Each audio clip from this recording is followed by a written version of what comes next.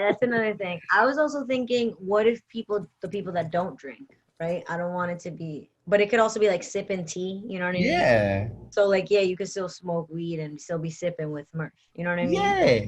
You could just call it sipping non-alcoholic Budweiser. Or people that don't do anything, like they're just no, don't do that. Well, no. Don't cater to nobody with the fucking 0-calorie non-alcoholic Heineken and shit. That's bullshit. Yeah, word. It's like people that drink decaf coffee. It's like, why fucking bother, idiot? Drink tea or something. Just don't talk. Yeah. Who this? Those demons inside you. Let them go. Or it's too late. I'm dying. No way! I can't believe this! Oh no, man, come on. Oh no. Don't die on me. God damn it. Don't die. Fuzzy.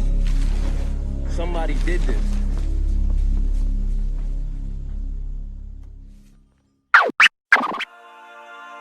What the freak? Come on, flag dog, flag. Ooh, this.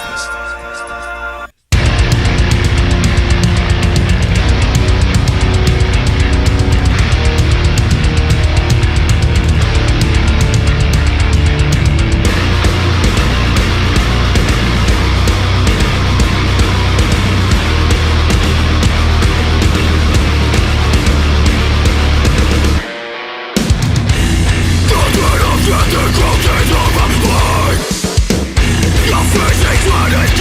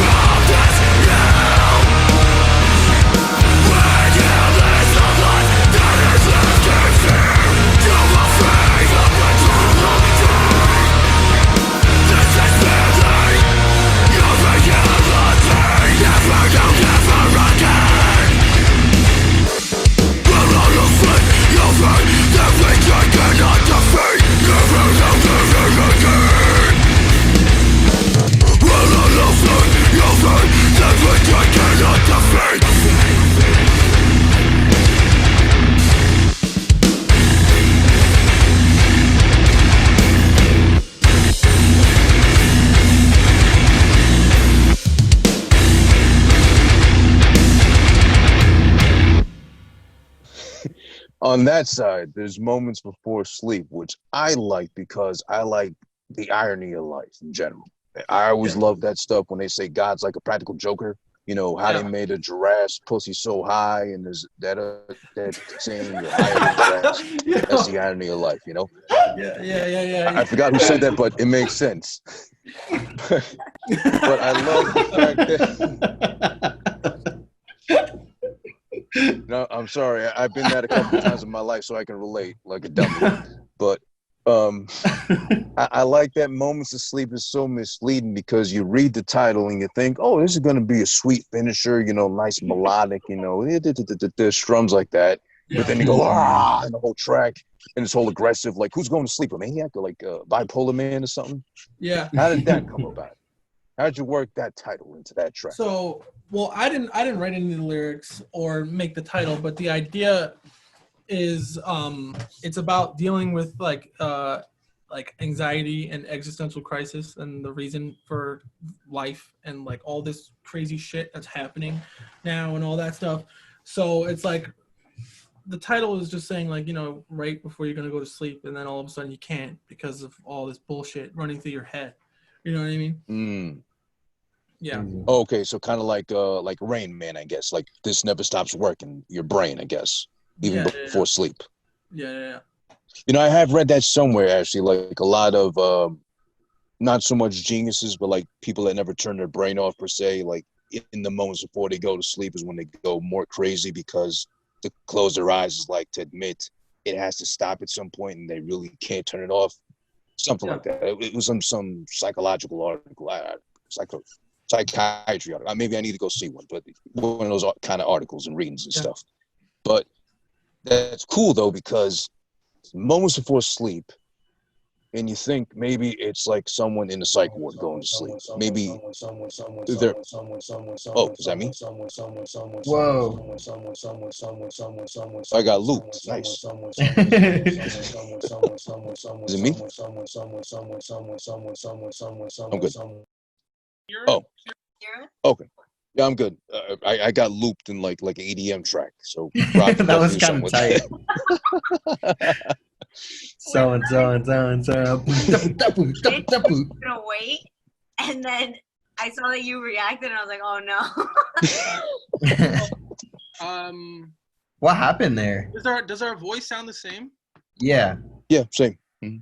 Okay, because I think my interface unplugged somehow. The mic isn't. The mic is still plugged in, so I think it just got glitched. But now my computer's frozen, so we just have to keep it going. So as long as my voice sounds the same, then it doesn't matter how I hear you. Yeah, your camera and your mic are fine. You're good. Yeah, you're good. You're good, actually. So yeah, as far as so you had that come out, and unfortunately, just like with Meli's episode, you weren't able to properly promote it with the times we're living in right now. But is there anything else you have in the works with the band again, which I can't get the name right still, sorry. Yeah. Like for another EP, is there going to be a part 2 perhaps? Because I liked what you did there. Yeah. It's definitely a double-sided coin. You get the yin and yang of like how you did the album artwork too as well. Yeah. And it was unique in the approach. At least, again, I thought the part of splitting the two was like intentional, but it gets you crossover with fans and such. Yeah, actually, both bands have things already recorded. Oh, okay. Like upcoming stuff? Yeah, we just have no idea when we're gonna put those things out.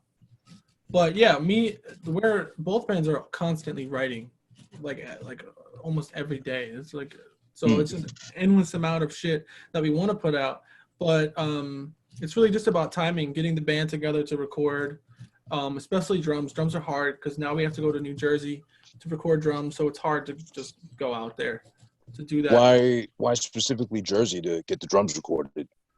Because the drum room that this guy, Adam from Timber Studios, it's like one of the best drum rooms I've ever heard. So we became buddies with him, and now we record there. Is that exclusively for the drums, or? You could do whatever you want, but we don't need a studio for anything else but drums. Yeah, it's like a 20-foot tall ceiling, and then like there's no soundproofing on the wall itself, but there's like shit, Eddie, what do you call the boxes, the soundproof boxes on walls?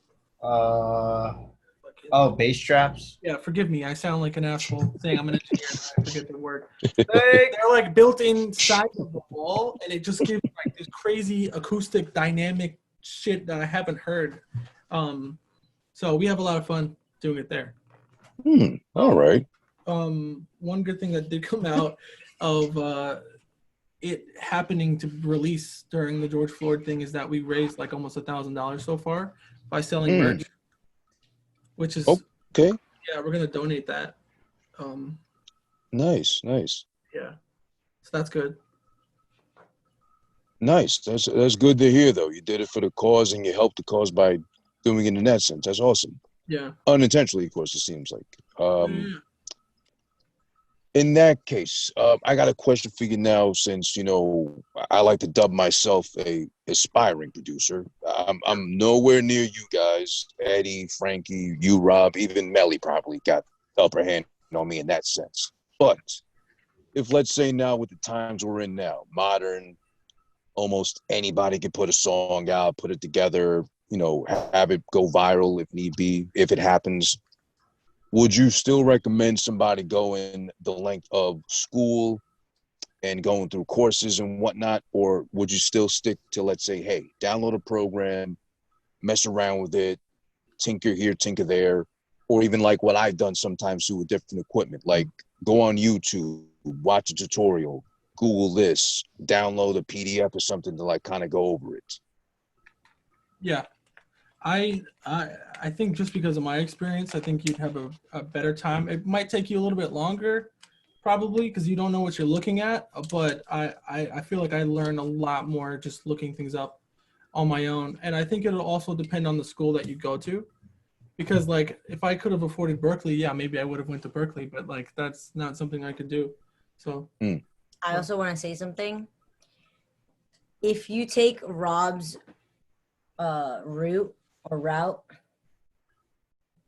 you have to be completely committed, and this has to be your everything. Like I feel like the only reason, or like one of the main reasons why he's so talented and he's been able to do what he does and he's just getting better and better, is because he puts in the work, and he's literally like loves what he does. Like he loves learning. He's always watching videos. He's always at the studio learning from, you know, Tony or Ryan or anyone, you know what I mean? Like he's messing with things himself. He's constantly like trying to be better, and like he's putting in the work, you know what I mean? So if you're someone that's like super, super involved and this is what you want to do, then yes, maybe this could work for you too.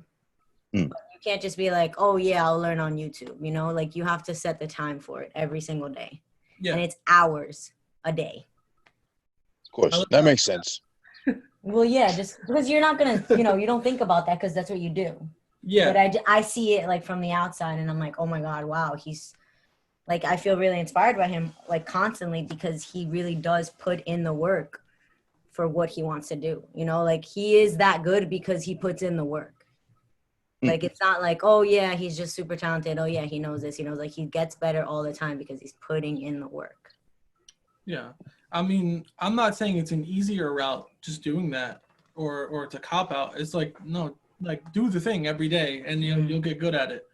But like I said, I did learn a few things in school. I just feel like it was a certain point that I got to where I was like, okay, I'm not learning anything new anymore. And now I just want to take it to the new level and like meet the people. That's another thing too, your connections. Like if you know people, ask them questions. They don't give a shit. They'll answer your questions, you know? Makes sense. Do you believe in that philosophy of the 10,000 hours till you can call yourself an expert at anything? Yeah, 100%. Even like the people I look up to will tell you that. And they'll still send their shit to other people for like advice too. So, because it really does take that long. I don't know what it is about it, but I don't think I'm pushing that number yet. But I'll get there. It's all good. I mean, you seem fairly young, if you don't mind me asking. How Yeah. old are you? I'm 25. Oh yeah, you're young. Yeah, you're good. You're good. Yeah. He's a baby. Yeah, but I love saying that to him because we're only a few years apart. yeah, she's 27. Calm down. Listen, baby, I'm about to be 28, okay? I'm about to be 26. Okay. I might come off as an old man at this point since I am the older by default. I'm going to be 35 this year. I know I'm showing it's terrible. I apologize. But I remember, you know, music used to come out back when it'd be as simple as like an album coming out every Tuesday. If you remember, you know, FYE, Coconuts, and Tower Records, that kind of places, you know, you'd wait for something. And then an artist you liked would make you wait for an album. Hopefully, most of the times, not all the times, they'd be good. And even back when bad would be like, it's not terrible, but, you know, I let it slide, whatever. I just won't listen to it. Yeah. But then that you compare that to now where the thing that bothered me was Tuesday seemed exclusive for album releases. Then they changed it to Friday at some point. I guess for numbers or whatever they called it. I think I read that somewhere. But then now we're literally at the point where Spotify will tell you, hey, there's like 37 new albums that came out today by like an artist that just dropped something 2 weeks ago too. Does that annoy you now since you're directly involved in creating and crafting music as an artist? Like there's too much out there to take in.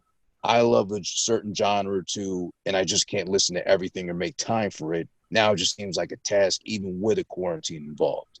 Does that bother you at all?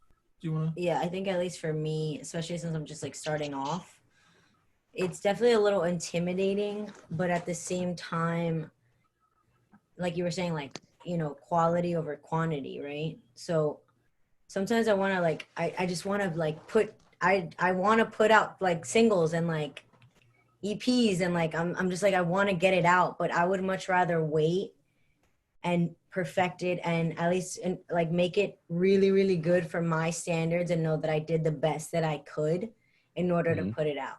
So even like, if like you see like a lot of people putting out things constantly, it's like, it's a little unnerving because it's like, oh God, like I should be putting stuff out, you know what I mean? But also like, I think it's just so much better to wait and like work on it, make it right, perfect it, get it as good as you can, and then put it out, you know? And I think that, yeah, like people are going to click on a bunch of different things, but there's going to be certain songs and certain artists that you listen to and you're like, this is different. Like this is different than the last 4 songs that I just skipped through. You know what I mean? Just because they're available doesn't mean that people are gonna like, one, like them and like be like, yeah, I love this. And also like add it to a playlist or like constantly play it. So I think it's definitely about like making something really good instead of just kind of putting it out and pushing it out there. Makes sense. How about you, Eddie? I feel like in this day and age, like people really like, all right, fans are usually right on top of like when their favorite artist is going to release something. And then if you don't know about it, for the most part, it's going to be thrown on a playlist. I feel like that's how a lot of artists get their exposure nowadays, because of playlists and just how like Spotify does their playlists. Like the latest like singles, you know, get put on top playlist of this week or of the month or whatever the fuck. So that's how that I feel like that worked. Like going back to like you were saying, CDs used to come out on Tuesdays and then move to Fridays. I feel like, I mean, obviously like the whole thing with the Friday thing, everybody gets paid Friday. So it's like an easy way to make money, guaranteed money. Like if we release this, people are going to have the money to, you know, pay for it. And then going back to, you mentioned that usually it's not going to be as good. Like it's a hit or it's usually like a hit or miss if an album, you know, that came out like back then, that I feel like is affected by the artist being contractually obligated by a record company, and they're forced to put out an album by a deadline, and then they put it out and it's not 1000% because they were forced to do it. Nowadays, I feel like everything that's coming out has been in the works for months, maybe even years, because artists now, they can do it on their own, independent. They don't have any like, probably some, but not all of them have stress from a record company telling them, hey, those are fireworks going on. Yeah, they don't have the stress or whatever of the companies, like record companies telling them like, hey, like we need you to, you know, hurry up and get an album released. So I feel like it's like it should be easier now, and it is. I feel like it is. And then from everything that I'm hearing, especially like in the pop world, when I was on tour, my current artist, I think I told you before, is Omar Apollo. He's this R&B singer with a full band behind him. I would be on the tour bus, and they would talk about, oh, McGee recently released an album and it's fucking fire. And then they would constantly bring up their favorite artists releasing music. Like in that month that we were out on tour, we were doing a US tour, and I would like be curious. I'm like, let me look this up and listen to it. And it would always be fucking good. Like, because like I said, I feel like they've put in the time and effort to make it quality. And they're, for the most part, these artists that they're talking about are all independent, and they don't rely on other people to make their music. They literally bedroom studios, you know what I mean? And then and then with the help of other people, obviously they get it out and it's fucking fire. So before, I feel like it would be more stressful than it is now. Like now it's way easier and all safe. So, yeah. Yeah, it's so accessible nowadays too, like compared to back when. Like, but Rob, I guess since you work also directly with artists nowadays too, involved in the crafts, how do you feel about that? Do you think it's easier now just to put out anything and we lose quality in a sense, or is it still beneficial to anybody or everybody? Well, I think it's cool because I like the idea that more people can be creative and have the option to put anything they want out and like do cool experimental things that haven't been done before. But I'm also a believer in quality over quantity. I'd rather someone put out a 5-song EP and they're all bangers rather than have a 10-song album, and the 5 are good, but then the other 5 are just okay. Like I don't like that shit. And then I feel like everything is being recycled. I'm not saying I'm making original music, but like so much music is being recycled, and I'm hearing the same things every other day. And I'm like, I want to hear something new. Like I'm tired of hearing the same fucking mumble rappers sing the same thing that the other guy is saying, or the other one is saying, or that they're all saying. It's like, do something different. And then even in the metal scene, it's the same thing. Everyone's playing the same riffs. It's just like, come on. I was gonna ask you that, you guys, since that's more your realm, your lane per se, metal and stuff. Yeah. I know there's like subgenres to the subgenres of metal itself and all that too, and it's too much for me to even bother with. Not that I don't like it, just it's like so much that branches off too. And I used to have a friend that was like a metal guy, and I forget the name of the band, but his main complaint of falling out of music altogether, to the point where he sold off guitars and all the stuff he played, all that was like, oh, there's just too much going on right now. And I mean, oh, well, music in general, yeah, pop. No, I mean metal. There's too much going on. Everybody sucks. Everybody just like gets on through like they know somebody, they know this person, and they got in that way. Like, is there really that much of a subculture amongst subdivision in metal? And I don't know, do you take to any specifically, or what bothers you most about metal now? What made it lose its touch, its individuality? Well, I don't know. It's kind of a hard question to answer because I think that there's so much cool shit metal is doing now that they haven't been before. But there's just so many bands that are doing the same thing that a new original sound becomes very unoriginal real quick, if that makes any sense. Definitely. Like with to answer the question of metal like now losing its originality, or whatever the word is, I feel like the internet has a hand in that, because for example, me and Rob listen to prog, right? And that community, we all kind of look up to the same guy. His name is Misha Mansoor.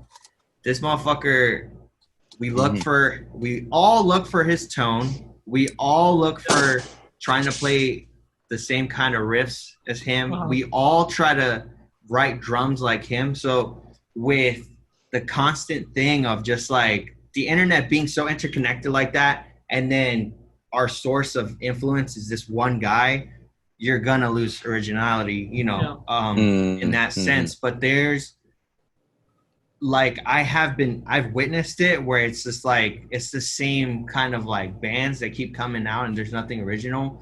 But I am noticing that the ones that are trying to be original, they're definitely fusing the sounds of like the bands that we listen to. So for example, I went to the band that Misha is from, his name is Periphery, and I went to a show, and one of the openers was this prog band named Arc Echo. And if you listen to them, I describe their sound a mix of this other prog band called Pliny and this other prog band called Animals as Leaders. It's literally like a blend of the two, and you can hear it, and it's original and it sounds sick. Everybody is like technically like what do you call it, up there, like musically. So I'm seeing that for the stuff that's original, it's definitely people fusing things, you know, from the broader thing. But the whole thing of like the gear that we all use and the bands that we all look up to, it's all the same, and the community is gonna suffer, you know, a little bit from it.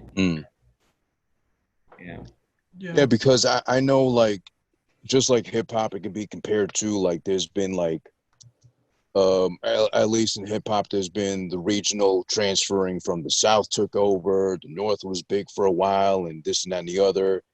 There was emo, there was goth at one point, there was is it thrash that Nirvana was, or no, grunge. Sorry. Grunge, grunge. It kind of evolved, but it kind of evolved within itself into different, like, diversions, I guess you'd say. Yeah. Right. But yeah, it's kind of gotten, I mean, I listen to so little metal compared to you guys, I'm sure. But the little bit I've listened to that's come out now, it's like, I've heard this before. Or it's like, definitely. Or what was that big complaint about that Metallica album, that Saint Anger, that it sounded like tin metal, like tin can or whatever, the cowbell metal, whatever they called it. Because it was like the worst snare sound I've ever heard. It was just ever heard. Like I'm the hugest Metallica fan in all, I don't know, and all my friend group. Anyway, and I'll say, to defend that album a little bit, the reason why was because they wanted to go for like that, like garage day sound, like amateur band sound, but they overdid it to the point where the album sounds like hot garbage. Like sonically, it sonically sounds like hot garbage. Like if it were I think mixed properly and stuff, and like some of the instruments were worked on a little better, and the songs were kind of like structured, like put, like it would be an okay album. But because of the way it was treated sonically, it suffered. So yeah. that would be the answer to that example. Well, Lars is also a shitty drummer too. Yeah, Lars is. I always heard he was an asshole, but I always heard he was an asshole, like, to deal with. But would you both agree? Well, I mean, you're the fan, Eddie, but would you both say he's like an overrated drummer? Because I have heard that too. No, yeah, of course, definitely. Like, I don't know who's overrating him because he's a shitty drummer. It's like, have you seen him play live? The whole thing of him being overrated is because he's in one of the biggest bands of all time. Yeah. So if you're in one of the biggest band of all time, the assumption is, oh, that motherfucker must be great, and it's not that great. So correct me if I'm wrong, since you're both the metalheads. Who is it? Who's the top four? Is it Anthrax, Slayer, Megadeth, and Metallica? Right, Yeah. that would be the big four in thrash. The big four. I'm sorry, big. But it's like if you go into like death metal, a lot of people look at the band Death, Cannibal Corpse. There's this other Necrofacious or Necropha I can't remember. But like those would be like the big three in death metal. Each subgenre has their like, you know, like the fucking bands, you know what I mean? Like that defines that genre. So it's like yeah, I don't know. It's hard to explain that whole thing. Like But let's of those, I'm sorry. let's go into like hip hop. Like for example, like the South. Like what comes to mind like for the biggest like hip hop acts? Outkast is number one. Yeah, 100%. Who else? Fucking T.I., I guess. T.I., definitely. But Uh, then you go into like the subgenre of hip hop of going to like Trap, East Coast. Atlanta, yeah. all that. Exactly. It's like it's so broad. It's kind of hard to like get a grasp of it fully, like unless you really take the time and like indulge in that. Well, I was asking to genre. confirm that I was asking to confirm the big four because of the four, I'm guilty. I've only listened to Metallica. I've gone back and listened to that whole thing, and I am a fan. I can't say or agree like if he's overrated as a drummer. Lars, I only know he has a funny accent that gets made fun of all the time. Yeah. But if you had to pick you two of the big four, who would you go with and why? And who would you recommend going back to and giving it a chance study-wise, catalog-wise? Yes. Listen to Megadeath because the guitarist wrote Metallica anyway and does it better. Ah. Yeah. I just wanted to piss Eddie off, but I do believe that. No, you're right. Megadeth technically like that their lead guitar players throughout the career, especially like with the first one, his name is Chris Poland. That motherfucker is like legendary. Like all technically I fucking love Megadeth. Like those motherfuckers are great at writing. It's good, man. That's why it's like they came in second because Metallica obviously took over, but Megadeth was like the fucking shit. The thing is that if you Metallica has a bigger name, no? Like Yeah. I've never heard of Megadeth. Metallica of has the Metallica. numbers. Metallica has the numbers. definitely Megadeth has the riffs. That's the difference. definitely yeah. Mm. But if you go into the other like Anthrax and Slayer, if you like death metal, you're definitely gonna be listening. The first bands that you're gonna be listening to would be Slayer. But if you like hardcore, like New York City hardcore, like punk kind of, you know, shit like that, you're definitely gonna be listening to Anthrax because you hear those influences. It's like each band has its own like thing that it comes from. I feel like whatever, like fan base that they grow out of and go into other things. Sorry, we talk about metal and I see a mosquito and I always got to punch mosquitoes when I get a chance. So I just punched the shit out of the roof of my car. I'm sorry. But yeah. But yeah, you know what? Actually, that brings me to something else I want to do since you're both experts and Frankie to get involved too. And because I want to learn and deep dive into catalogs like that. Fuck yeah. Definitely want to bring you all guys back, and Meli too if you have to. But to do on, like bro. a metal deep dive episode, like your favorite albums, who to listen to, who's like That'd be underrated, sick. overrated kind of thing. Because I know Frankie had a lot to do with that too, like his influence as well. But knowing you guys, Eddie, you a Metallica guy, and you know, Rob, you with Megadeth and everybody else too, you could probably put me on to. You know, I'd love to do that, to learn and to put it out there too. I'm Fuck down. yeah, I'm Whatever you so wanna do. down. That'd be so fun. Yeah, because I'm generally into that stuff too. So, and there's a lot to learn, I'm sure, in that realm. But To close things off, and I hate to do it, but I don't want to keep you guys, subjective to like feeling like prisoners of war at this point now, with how long this podcast is. But Yo, Rob, we chilling. Yeah, we should. but Rob, I do want to thank you for giving us the time to like touch on your career, pause just in case, solely your career, but and deep dive into what you've done and what you got going on. But please feel free to tell us again whatever you got going on for yourself, and promoting and plugging whatever you got going on as far as IG, anything you got in mind. Anybody you want to big up and might have forgotten to. All right, cool. So you can, Calór and Anlma, both my bands, just released the EP as we discussed, the split. It's called Ambivalent. It's on every streaming platform out right now. I believe every single thing. You can hear all 4 songs on Bandcamp, but not on the other ones. And you can go on YouTube and search up the Ambivalent stream, and it has all 4 songs on there. But honestly, that's the only thing I have to promote right now. You can catch me at __ on Instagram, Robert Wesley on Facebook.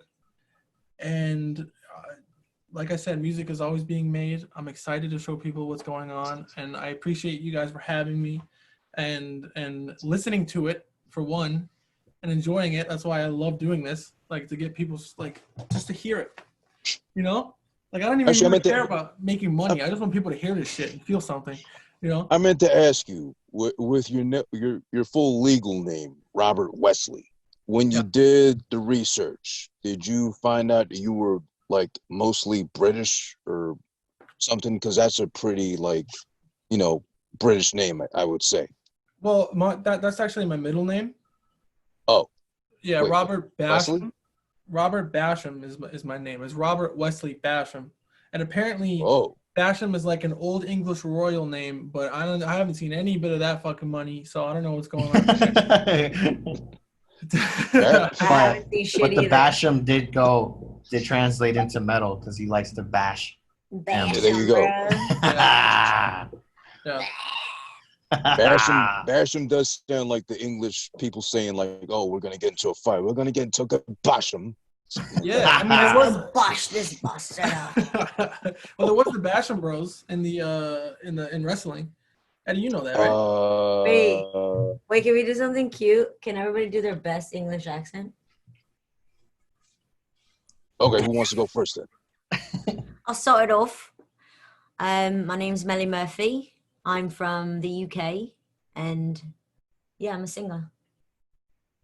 Robert? Mate. That's Australian. Oh, fuck. I can't do it. All right. What's the most generic shit I can say? Would you like a cup of tea? Top me off with some tea, please. I'm about to go watch some Harry Potter. And I feel bad for doing this. Sorry, this is bad. Who's next? Eddie. That's pretty good. Oh, sorry. I took a little trip to the McDonald's, and they didn't have any mixed spaghetti for me to try. But maybe someday I'll go over to the Philippines and try it. Yeah, that's my accent. I almost went into Australian. Yeah, I was going back and forth. I don't know. You sound like a sad boy UK guy. Like.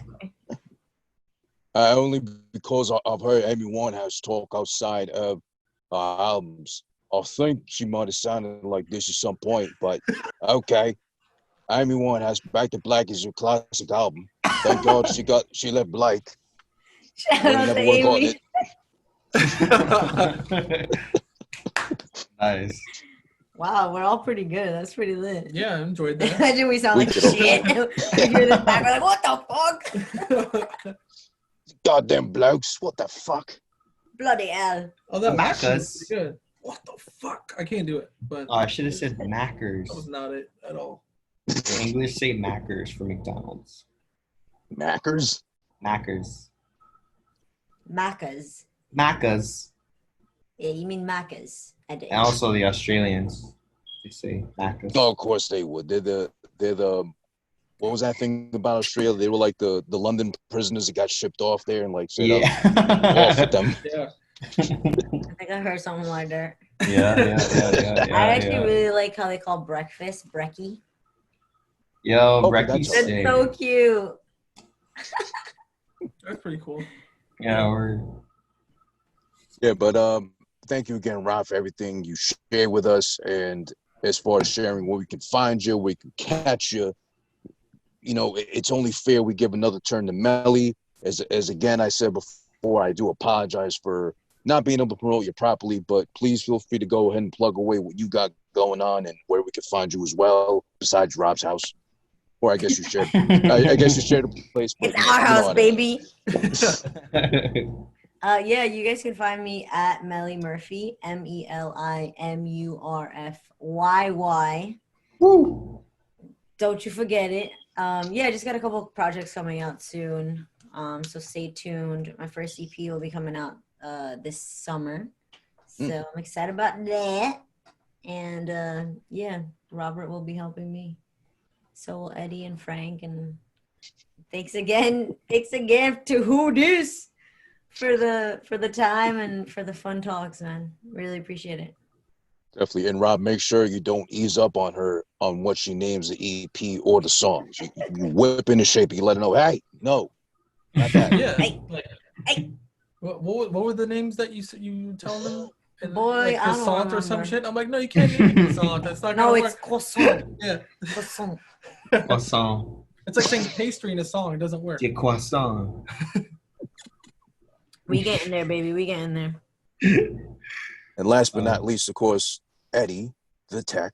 You're Well, not officially, but unofficially, we know the vibes already. You've done enough work, got involved, everything you need to. But please go ahead, sir, and let them know where we can find you and track you down if need be for your services. Oh yeah. I'm Eddie. You can hit me up for guitar fixes, setups, pickup installs, whatever the fuck. Find me on Instagram at Eddie the Tech, EDDIETHETECH. What I'm working on now is getting good at trying to get better at drums to prep for this reggae band that we got coming up. I forgot to say that. Yes, please. Actually, guys, well, we got two things coming out of that too. I'm sorry, Eddie, but please go ahead and finish what you got promoting. Then we'll get into that briefly. I mean, besides that, whatever I work on with Frank, Mel, and Rob, that's what's coming up. That's it. And your IG and everything else too, please, sir. We're Eddie the Tech. Once again, IG. Nice. Edward Santos Lara on Facebook if you want to hit me up there too. That legal name. Yeah. And of course, I'm sorry I forgot about that, guys, before we ended things, is that you not only announced and discussed with me before we got on air that you got a reggae band of all things, Rob, Meli, Eddie, and Frankie. Yeah. Because I swear you guys are like the poster children for like a ska band or like 311 reimagined, if anything. not reggae. I'm sorry. Revolution. To be culturally correct. But listen, I had a dread one. You got that I had going one on. dread. So I have credentials. The blue-eyed reggae. The blue-eyed reggae, right? What is it called? What is it called? It's like a got brown progressive eyes. reggae, or like Appropriated reggae. The appropriated reggae. Listen, But- I had to play bass in that shit, so it's gonna be cool. I'm honestly not sure what the genre is, but It's something. it's you know what? It's like You'll hear it. reggae rock fusion. Yeah, something like that. Reggae Do you guys have a fusion. name for it yet or no? No. I wanted to do Meli and the Murphys, but they refused. We refuse. Look at his might- face. Look at his face. No, we'll figure it out. I don't know. Name is such a big thing too, and this is like so new. But we already, you wrote 2 songs already, right? Mm-hmm. Yeah. So we're working on those songs. So it's gonna be. I think it's gonna be super dope. And I always wanted to start a band with these 3 guys. So I'm like super excited. Yeah, it's been long overdue. Yeah. So it'll be. And it fits her voice Yeah. like really well too. So I was gonna say that. Yeah, it does actually. You're right. Yeah. So stay tuned and yeah.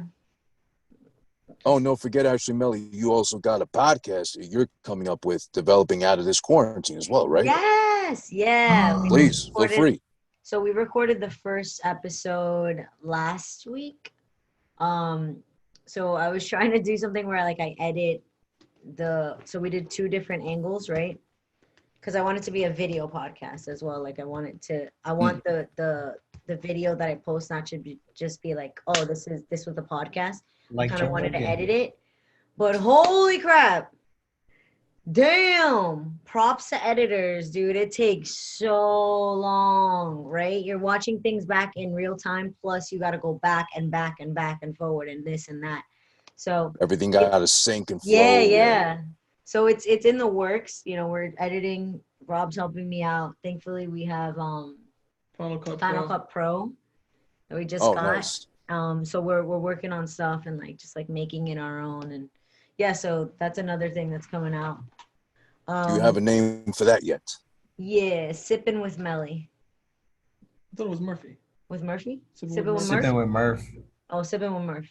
Yeah, because we called it that because we all chugged a White Claw right at the beginning. I But was then- really drunk in the But episode, then I was by the thinking, way. yeah, that's another thing. I was also thinking, what if the people that don't drink, right? I don't want it to be, but it could also be like sipping tea, you know what I mean? Yeah. So like, yeah, you could still smoke weed and still be sipping with Murph, you know what I mean? Yeah. You could just call it sipping non-alcoholic Budweiser. Or people that Murphy. that don't do anything, like they're Oh, no, completely don't welcome do as that. well. No. Don't cater to nobody with the fucking 0-calorie non-alcoholic Heineken and shit. That's bullshit. Yeah, or It's like people that drink decaf coffee. It's like, why fucking bother, idiot? Drink tea or something. Yo. But yeah, so sipping with Murph. I'm super excited. So basically the podcast, the general gist of it, you know, I got inspired like a lot by you because the podcast that, you know, I did with you a couple weeks ago, it was just cool. Like just to like talk about like life and like, you know, yours is like, you're a pro at this point, you know, you got your stuff kind of figured out and you have your questions and you're so good at like transitions and finding the lulls and bringing it back, you know, to the main topic. So I think that's dope. But what I wanted to do is just kind of interview my friends and just have like deep conversations because I was already having deep conversations with people and I wanted to kind of put it on a podcast and then edit, you know, different things that maybe people didn't want to be in there. Maybe they got too personal, maybe, you know. But mostly I wanted to do that just so people can feel comfortable talking to me during the podcast, as opposed to, oh, I'm on a podcast, I have to, you know, be a little like, I have to be, you know, I'm on a podcast, it's being recorded, like this is gonna go out into the world. So I want people to just be comfortable and let's just talk about life topics and your past life stories and all that good stuff. So And to get make it to make it enticing for the viewers to check it out once it comes out. One, we're really drunk, and then a little like tease word that has to do with the topic is vulva. Oh yeah. That's it. Vulva. So when it comes out, make sure you check it out. It's fun. Yeah. It's sick. It'll be Get into on Well, it. now I'm mad because you're doing a whole episode about the vulva and you beat me to it. What the fuck? I gotta rethink shit. Thank you guys again so much. This has been something spectacular with Who This. Catch me on IG at whothis.is. I had to clarify that for the sake of somebody got Who This on IG. They didn't get it on Twitter, but they got me on IG. They beat me to it first. So that's to clarify. It's not Who This is. It's Who This. Question mark in front. Question mark in the back. Who This on Twitter again. Who This is #1 on YouTube. Yeah, that's the place, right, where you can get the visual format of this too as well, where you'll see their pretty faces. You'll see my ugly mug. You'll see the mixed spaghetti in the back and hopefully get a deal off that. Like I said, McDonald's, I hope you're listening. You might as well sponsor me. Why not have us all join in too? And then Meli can write the song. You know, Rob can play a guitar. Eddie can fix the sound. Frankie can name it after some other planet too and make it work somehow, some way. Something spectacular on all streaming podcast platforms. Thank you guys again. Thank Always you. fun. Woo! Yeah.